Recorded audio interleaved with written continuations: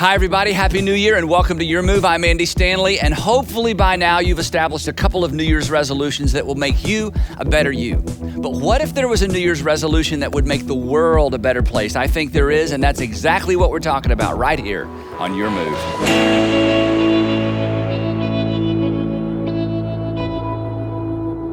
How many of you have set some New Year's resolutions and you've already broken them? Can I see? How many of you are like me? It's like aim low and then you don't miss it. So I just don't have New Year's resolutions. It's just like, let other people do that. Yeah.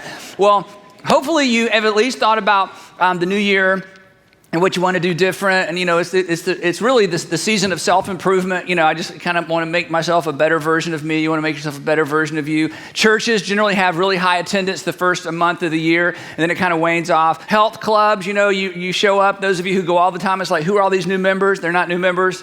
They just come in the month of January. And so, and it's not a bad thing. I mean, it's a good thing to stop and reevaluate and think about what we're eating, what we're not eating, what we're supposed to do, get out of debt, all those kinds of things. But basically, for the whole month, or at least the first part of the month, the question that we end up focusing on, just because of our culture, is what should I do about me?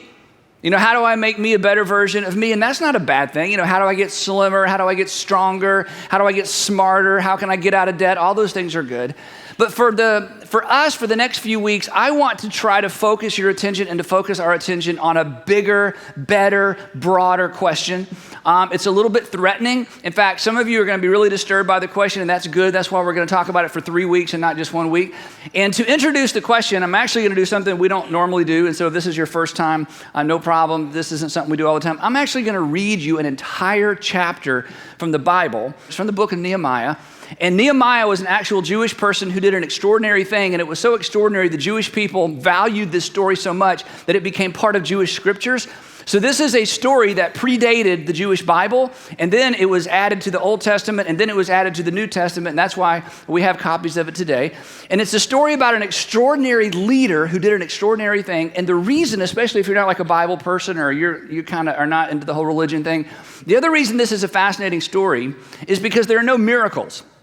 The story of Nehemiah, which is found in what's called the book of Nehemiah in the Old Testament, is really a story about hard work and discipline and vision and all kinds of great stuff. So it's a really, really powerful story. And so to set us up for this question, this disturbing question, I'm going to read you an entire chapter. In fact, the first chapter from this ancient document that we call the book of Nehemiah. This takes place right after what's often called the Jewish exile. A little history lesson for you real quick. The Jewish exile, about 605 BC, the Babylonians invaded Judah. And if you think of modern day Israel, there was sort of a top half and a lower half, northern kingdom, southern kingdom. They invaded what was called the southern kingdom or Judah.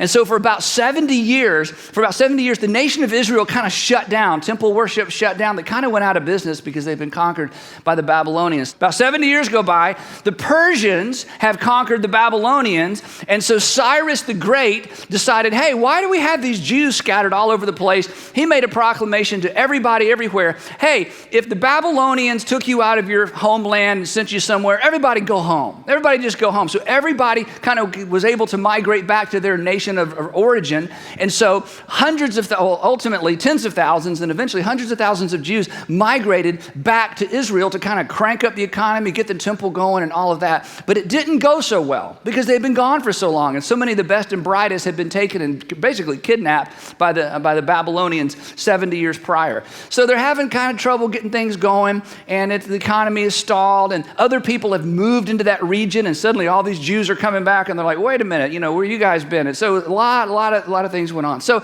about 90 years later, so you got the Babylonians and the Persians, and after people are allowed to go back to Jerusalem, about 90 years later is where we meet Nehemiah.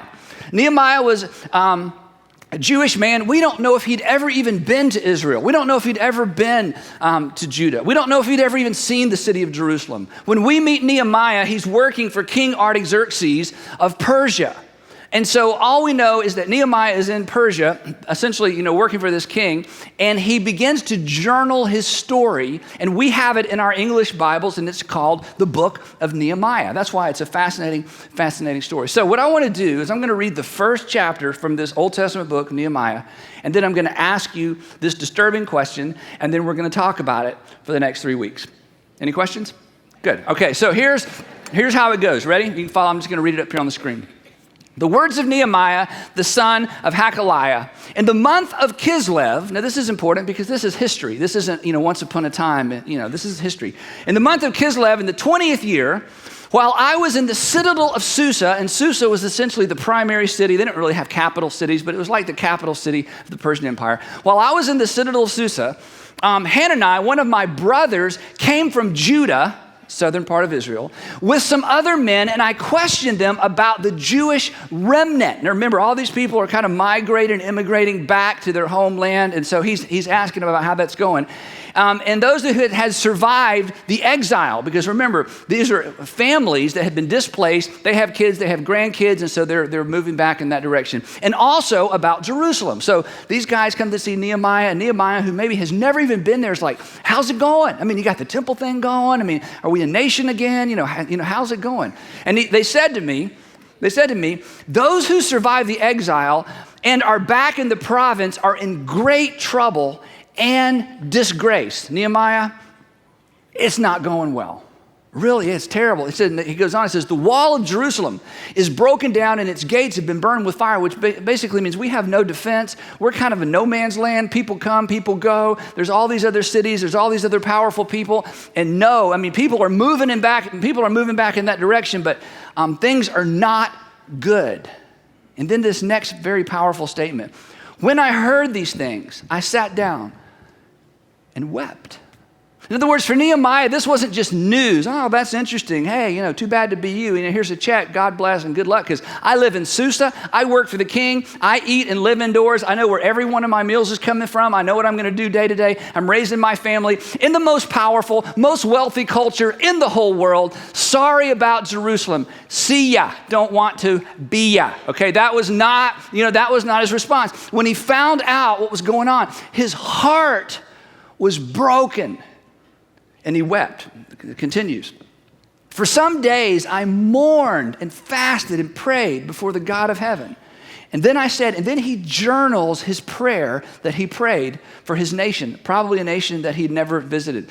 Then I said, Lord, the God of heaven, the great and awesome God who keeps his covenant. Now Nehemiah is reminding God, okay, God, you keep your promises, right? And I'm just reminding you keep your promises. And he uses the word covenant because God established a covenant with Israel. And now he's going to sort of say back to God what God originally said to the nation, who keeps his covenant of love with those who love him and keep his commandments. Because in the Old Testament, God had set up this somewhat conditional relationship with Israel that went kind of like this. Here are my laws. If you keep my laws, you get to live in your land. If you break my laws and abandon me, if you break my laws and embarrass me, if you break my laws and are no longer a light to the rest of the world, then I'm going to take your land away from you. And you're going to be sent to other nations around the earth. He says, who keeps his commandments. Let your ear be attentive and your eyes open to hear the prayer your servant is praying before you day and night for your servants, the people of Israel. And then he does something interesting. He says this, I confess the sins we Israelites, including myself and my father's family, I'm not pointing fingers, have committed against you. We have acted very wickedly towards you. Implication, we deserve to be thrown out of town. We deserve to be thrown out of our land. We broke the agreement that you established with our forefathers so long ago. We have not obeyed the commands, decrees, and laws you gave your servant Moses, because this contract began with Moses many years prior. Remember the instruction you gave your servant Moses, saying, now he's going to quote to God. He's quoting God to God. It's interesting. If you are unfaithful, I will scatter you among the nations, which is exactly what had happened. That's why he's in Susa, not back in Judah. If you are unfaithful, I will scatter you among the nations. But if you return to me and obey my commands, then, check this out, then even if you are exiled people are at the farthest horizon, I will gather them from there and bring them to the place I have chosen as a dwelling for my name. Because Israel was God's nation, the city of Jerusalem was precious, and there in the temple, the Holy of Holies, they believed was the very presence of God. They, talking about Israel, are your servants and your people whom you redeemed. Now he's saying, you remember the whole Moses thing and the plagues in Egypt, let my people go. I mean, you went to great trouble to redeem your people from Egypt. And now we're not in Egypt, we're scattered all over the place. And so once again, God, would you be willing to redeem? Would you be willing to bring your people back, from whom you redeem by your great strength and your mighty hand? Lord, let your ear be attentive to the prayer of this your servant and to the prayer of your servants who delight in revering your name. And then he asks for something specific. He says, give your servant success. This is so awesome. Give your servant success today by granting him favor in the presence of this man. Now, here's what he's about to do. Nehemiah, who's got it made, I mean, he's got a great job. He's living the life. I mean, he's in the palace. He's got everything he wants, everything he needs. He is like, he is in daily contact with the most powerful person on the planet. And he's about to go into King Artaxerxes and say, King Artaxerxes, I need an indefinite leave of absence. I would like to leave my cush job. I would like to leave this incredible environment that you've created. I would like to leave my family, and I would like to go to Jerusalem and help my people rebuild their city and reestablish their presence in the land. Now, you didn't ask the king for favors. That's why they're the king. The king does all the asking. This was risky. Not only was it risky, even if the king said yes, it would be a huge sacrifice for Nehemiah. But Nehemiah's heart was broken, and he felt compelled to act on what he had heard. And then I love the way this chapter ends, because it's just kind of this dramatic statement. I was cupbearer to the king. So here's my question. And I don't expect you to have an answer today. It's okay. Here's the question. You ready? Everybody say, we're ready. Even if you're at home, we're ready. Here we go. Here's the question. What breaks your heart? What breaks your heart? When you look around your community, when you look around your neighborhood, when you look around your city, when you look around our country, when you look at the economy, when you look at the school system, when you look at what's happening with families, when you look at what's happening with children, maybe when you look at what's happening with just the whole state of our nation, I don't know what it is that captures your attention, but when you look around your community, when you look around your neighborhood, when you look around this world, what captures your emotion? What breaks your heart? In other words, when you're just thinking about whatever it is you want to think about, what is that one thing that you just can't get it off your mind, your heart, your mind, your thoughts, that it just goes there. And when it goes there, it's so disturbing. In fact, it's so disturbing, you try not to think about it because you tell yourself, like we all do, well, I can't do anything about that. It's always been that way. It's always going to be that way. Nothing's going to change. I don't know anybody. I'm a nobody. I don't have any resources. I am too young. I am too old. I am too middle class. I am too busy. I am too disconnected. And I hope, God, would you please send someone over there to do something about that? Because that's a really big problem. And I can't even think about it for very long because I get emotional about it. What breaks your heart? It's a dangerous, dangerous question. And instead of going into this year asking the question that most people will ask, what can I do about me and what should I do about me?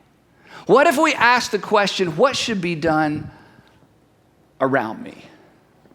Because here's the truth, and I think we all agree with this. If you really want to become a better person, if you really want to become a better person this year, then do something this year that makes the world a better place. The old Latin proverb says, what man is a man who does not leave the world or does not make the world better? Now, here's something else I know about you, because it's true of all of us. The people that you admire the most, the people that you tell your children about, the biographies that you read, the people that have inspired you to greatness, the people that you admire the most are not the people who are able to maintain their ideal weight. Right? They're not the people that got out of debt. Oh my gosh, you got to read this. He got out of debt. I'm serious. He had like $12,000 of credit card debt and they got out of debt. I'm so inspired. I mean, that's good. I mean, it's important. And some of you need to get out of debt and some of you need to lose weight. A lot of you need to lose weight, okay? You need to get into shape. You need to eat five vegetables, 5 servings of vegetables every day. I mean, you need to do all that stuff, all right? But listen, that's not what inspires you. What inspires you and what inspires me and the people we're so grateful for are the people who've made the world a better place or who have made someone's world a better place, because nobody's going to change the world, but everybody has the potential to change somebody's world. And some of you have the potential to change a slice of the world. And all of us have the potential to find someone whose heart is where our heart is and to join them in the grand adventure of making a difference in the world. If you're not going to do this, let me predict what this next year is going to look like for you. You're going to sit around and watch television, and you're going to blame everybody. And you're going to blame. But here's the deal. People who blame things, come on, you know this. People who blame things, they don't change things. You're going to look at something and it's going to break your heart or grip your heart, and your defense mechanism is going to be somebody needs to do something about that, and it's the president's fault, and it's the Congress' fault, and it's the PTA's fault, and it's the school system's fault, and it's the tax commissioner's fault, and it's the preacher's fault, and it's everybody's fault. And you know what? You're going to sit in front of the television, and you're going to mute it so you can do commentary for the rest of your family. It's like, listen, kids, look at me. Let me tell you what's going on in the world, because I got it going on. You guarantee you are going to spend some time and energy blaming somebody for something you don't like. But as long as you're blaming, nothing ain't changing, okay? Blame is not a strategy for changing anything. Blame is how we avoid changing things. So just imagine, what if you took all the time and energy you plan to spend this next year blaming and actually focused it on helping to bring about change in an area that breaks your heart? What breaks your heart? You should know the answer to that question. Now, if you're not a Christian or not a religious person, so far so good, this applies to all of us. In fact, some of the most extraordinary changes that have happened in the world have happened from people who didn't, commit to any kind of necessarily religious belief. There's all kinds of people that make all kinds of extraordinary changes just because something broke their heart and they didn't need a Bible verse and they never heard of Nehemiah. They just acted on what broke their heart, and phenomenal things have happened. But if you're not a religious person or not a Christian person, I can't tell you what to do. You just got to figure out what to do with what breaks your heart. But if you're a Christian, and let me be more specific, because that can mean so many things. If you're a Jesus follower, and by that I mean, if to the best of your ability, and none of us get this perfect, if to the best of your ability, you are committed to living your life according to what Jesus taught, then you must be actively involved at some level in your life and at some place in our culture, bringing about change, because people who actively follow Jesus make things better. They just do. You can't actively follow Jesus and not make somebody's life better. You can't actively follow Jesus and not make the place where you live and the place where you work and the people you're with better. It's impossible because of what Jesus taught and because of what Jesus modeled. One of the things that we talk about a lot here is this thing that Jesus taught, that devotion to God is measured in terms of devotion to others. That Jesus completely broke the temple system for all religions, back from Athens and for the Greeks to the Egyptians to all the pagan religions. If you want God's attention, then pay attention to how you treat other people, because every person you are ever eyeball to eyeball with is made in the image of God, and people matter to God, and so people should matter to you. And you can't go to a temple and go through some routine, and you can't go to church on Sunday and go through some routine and somehow win the favor of God, because God is very, very interested in how you treat other people. That devotion to God is measured in terms of your devotion to other people. That love for God is equated to love for others. And so consequently, when you follow Jesus around through the Gospels, everywhere Jesus went, people were better off. He didn't just feel compassion. He acted compassionately.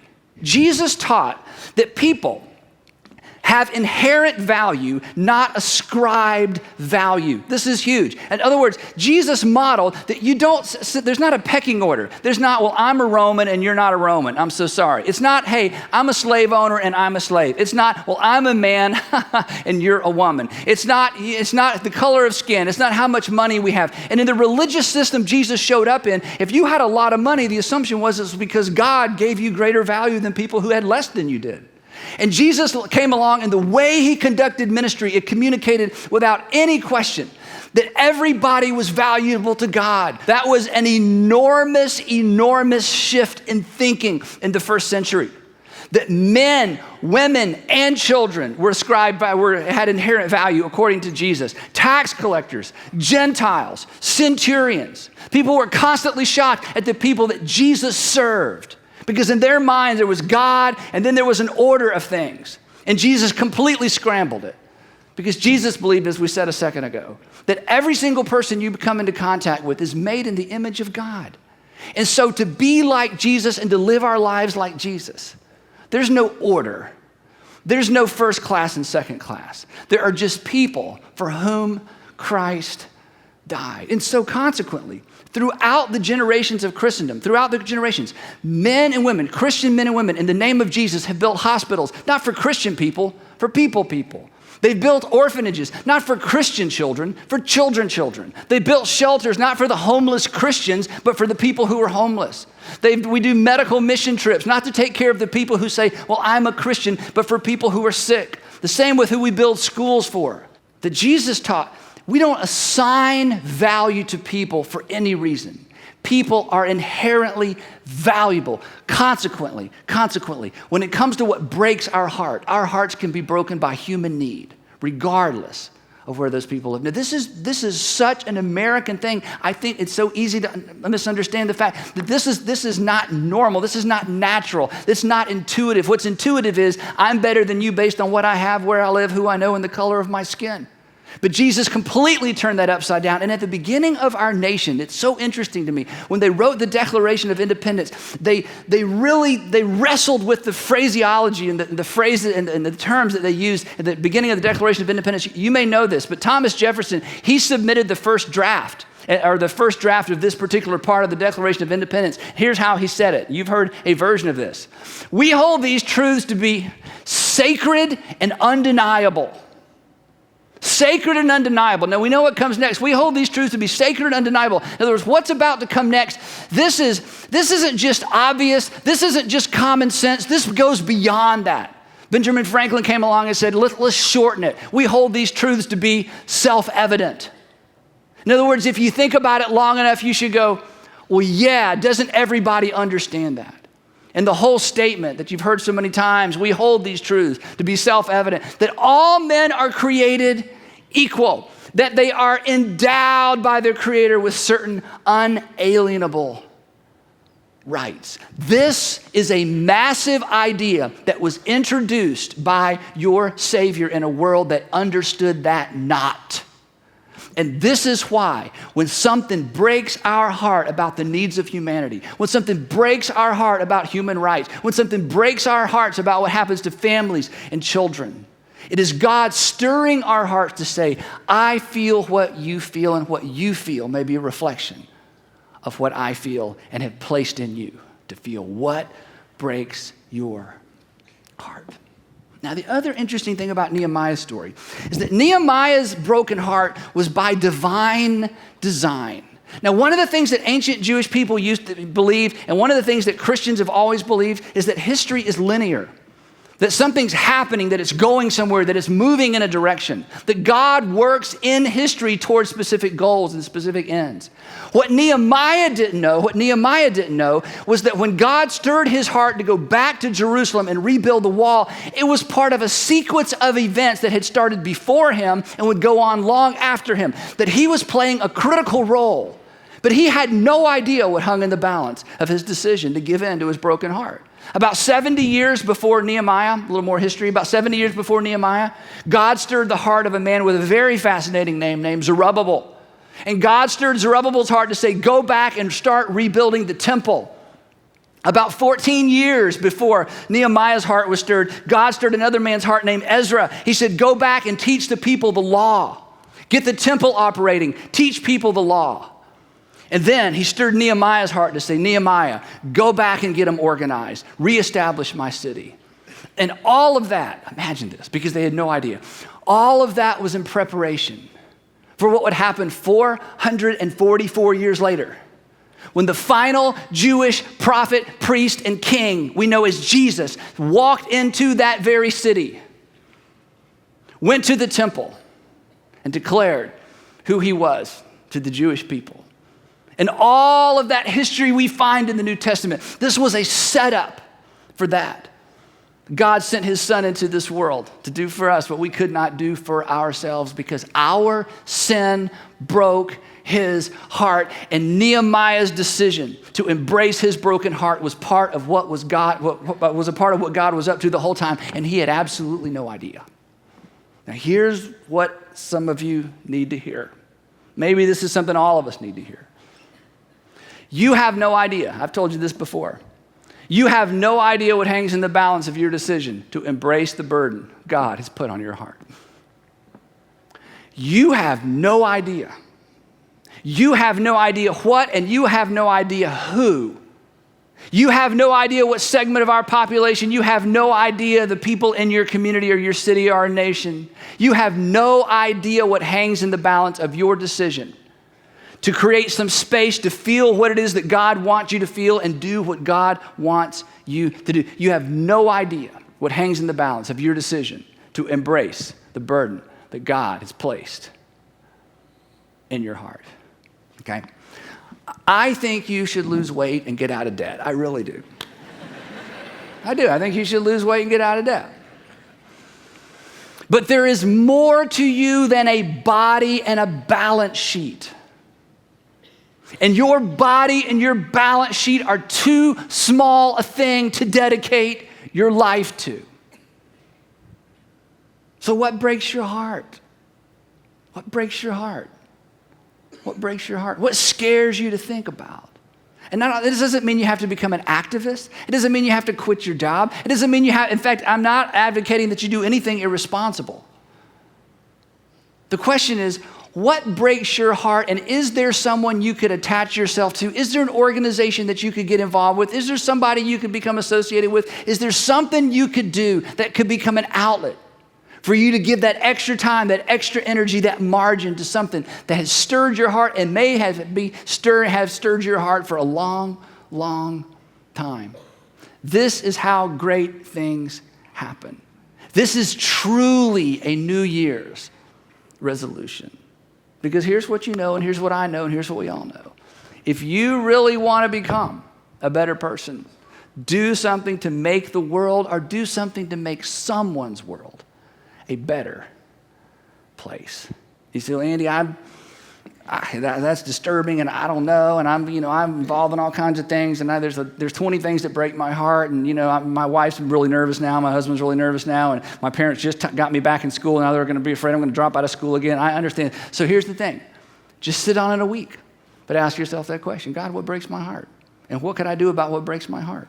And what could I do with who I am? That's why I love the way the first chapter of Nehemiah ends. He tells that whole story, then he says, I was cupbearer to the king. In other words, this was the opportunity I had. This was the stewardship of influence I had. This is who I was. And so consequently, I took who I was and I did with who I was and what I had, what I could to address the thing that broke